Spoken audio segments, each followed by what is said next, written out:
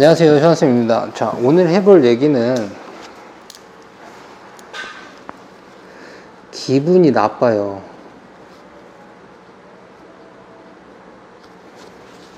짜증이 나고 화가 나고요. 예민하고요. 까칠하고요. 제가 자꾸 이래요. 근데 이런 분들의 특성이 대부분 목이 아프고요. 어깨가 아프고요. 팔꿈치도 아프고요. 손목도 자주 아프거든요. 허리도 아프고요.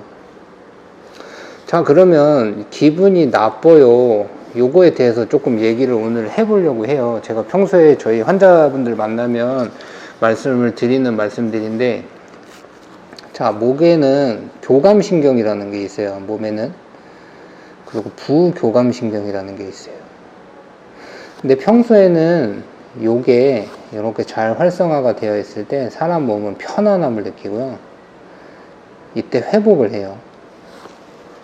근데 반대로 이 친구가 교감신경계가 활성화가 되어 있을 때는 우리가 에너지 사용이 많아지고요. 그래서 큰 힘을 낼 수가 있어요.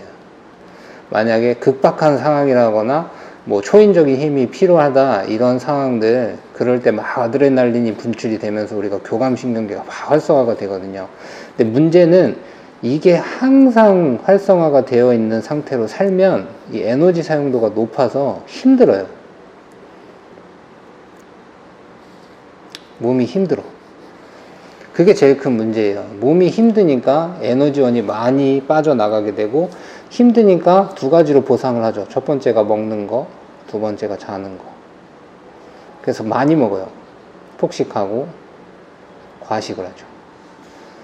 폭식을 하고 과식을 하니까 몸속에는 독소들이 많이 생길 거고, 독소들이 많이 생기니까 다시 그게 통증인자로 환산이 될 거고, 이렇게 되니까 몸이 아픈 거거든요. 그러면 반대로 부교감신경계를 좀 활성화를 시키고 교감신경계를 좀 내려줄 수 있는 게 호흡이에요.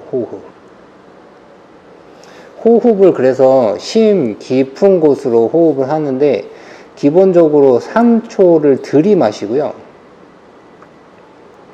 6초는 내뱉어요. 길게 내뱉는 연습을 하는 거죠. 이렇게 해서 몸 안에 있는 독소를 배출한다. 이거를 뭐 쇼다 난다나 뭐 이런 호흡법이라고 일본에서는 부르더라고요. 그래서 엄지랑 이 중지 검지를 이용해서 한쪽 코를 막은 상태에서 숨을 3초를 들이마시고 반대쪽 코를 반대로 바꾸면서 6초를 내뱉는 연습을 하면서 몸 안에 독소를 내뱉는다. 이렇게도 연습을 하더라고요. 저도 이 연습을 해봤는데 뭐 나쁘진 않더라고요. 먼지 많은 날은 가래도 잘 나오고. 그래서 심호흡은 가장 기본적으로 하고, 심호흡에서 우리 손가락 중에서 교감신경, 얘는 부교감신경, 얘는 교감신경, 이렇게 자극을 준다고 해요. 그래서 손으로 호흡을 할 때는 네 번째 손가락을 꾹 자극을 주면서 하는 게 더 유리하다라고 그런 말도 있어요. 그래서 우리가 네 번째 손가락에는 사랑하는 사람과 뭐 약혼반지나 결혼반지를 끼면서 그 반지를 봤을 때 마음의 편안함을 느낄 수 있다. 그게 부교감신경계 역할이다. 그래서 네 번째 손가락에 반지를 껴요. 그렇죠. 그런 내용이 있어요. 그렇게 해서 기본적으로 교감신경계를 자꾸 다운시켜 주는 게 필요하고요. 그리고 이 심호흡은 아침 공기를 갖고 하는 게 더 유리해요. 그리고 주위에 숲이나 뭐 나무 이런 것들이 있으면 더 유리하고요. 뭐 미세먼지가 많다고 하면 우리나라 마스크 좋잖아요. 뭐 KF94 이런 거 끼고 하세요. 연습하셔야 돼요.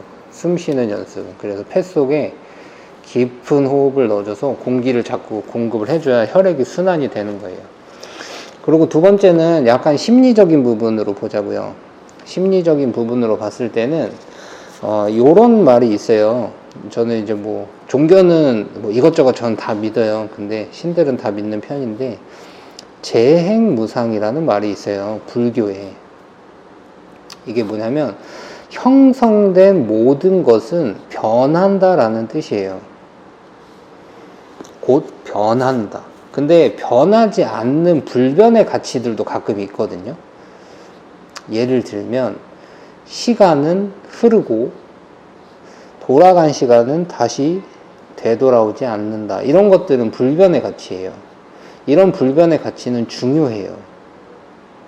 그래서 시간을 소중하게 쓰라, 시간을 금같이 보라, 이런 말들이 있잖아요. 근데 곧 변하는 것들은 가치를 그렇게 크게 두지 않아요. 왜냐하면 좀 있으면 변하니까. 그러면 주식 그래프 같은 건 중요하나요? 중요하지 않나요? 그렇죠. 중요하지 않다고 보는 거죠. 그게 가장 잘 변하는 게 우리 감정이에요. 우리의 감정은 좀 있으면 변해요. 근데 계속 변하는 이 감정 속에 이 한 찰나에 딱 꽂혀서 여기에 계속 집중해서 내가 그때 기분이 나빴다, 내가 그때 기분이 어땠는 줄 아냐, 내가 어땠는 줄 아나, 뭐 이걸 계속 따지는 거는 큰 가치가 별로 없고 오히려 몸이 힘들다. 그리고 목이 굳고 어깨가 굳고 몸을 아프게 만든다 라고 저는 생각을 하거든요. 그래서 빨리 버리는 게 좋아요. 우리가 부처님 이야기 1화에 보면 뭐 이런 이야기가 나와요. 부처님은 이제 거의식을 하셨고 음식을 이제 얻어 드신 거죠. 그래서 한 식당 앞에서 어느 날은 딱 서 있는데 식당 주인이 나온 거예요. 그래서 막 소리를 지른 거죠. 부처님이 계신데 왜 여기서 아침부터 뭐 얼쩡대고 어쩌고 그래가지고 막 빨리 가라고 막 꺼지라고 막 욕을 한 거예요. 그랬더니 부처님이 빙그레 웃으셨다 그래요. 그래서 왜 웃어 뭐 어쩌고 저쩌고 뭐 다시 또 막 시비를 건 거죠. 근데 부처님이 그때 이렇게 말씀하셨다고 해요. 혹시 당신네 집에도 손님이 찾아옵니까? 라고 물어봤다고 해요. 그래서 손님이 찾아오지. 근데 그 손님이 혹시 선물을 들고 옵니까? 라고 물어본 거죠. 선물을 들고 온다. 근데 그 가져온 선물을 내가 만약에 받지 않으면 이 선물은 가져온 사람의 것이요? 아니면 내 것이요? 라고 물어봤어요. 그랬더니 당연히 가져온 사람 거죠. 이렇게 줬는데 내가 안 받았으니까. 그러면 당신이 나한테 이렇게 욕을 하고 시비를 하는 걸 내가 받지 않으면 이게 누구 것이 돼요? 라고 물어봤어요. 이게 여기서 주는 교훈은 우리가 쓰레기가 있죠? 만약에 나를 기분 나쁘게 했어. 그걸 쓰레기라고 표현을 해보자고요. 그러면 쓰레기인 줄 알면 얼른 휴지통에 버려야 돼요. 이 쓰레기를 계속 갖고 다니면서 내가 볼 때마다 힘들어하고 화가 나고 짜증이 나고 어떻게 나한테 이럴 수가 있냐고 생각을 하고 한다면 어리석은 사람이 되는 거예요. 그렇죠. 가치를 크게 두지 않는 곳에 가치를 주면서 힘들게 되는 거죠.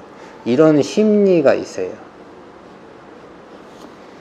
그래서 기분이 나빠요 라는 거는 별로 중요한 게 아니에요. 거기에 빠지면 예민하고 까칠해지기만 하면서 내 몸을 상하게 한다. 이게 저는 이렇게 생각을 하거든요. 그래서 기분에 그렇게 곧 변하는 거에는 그렇게 큰 의미를 두지 않고 우리가 변하지 않는 가치 같은 걸 한번 찾아보는 건 어떨까 싶어요. 저 같은 경우는 뭐 이런 거죠.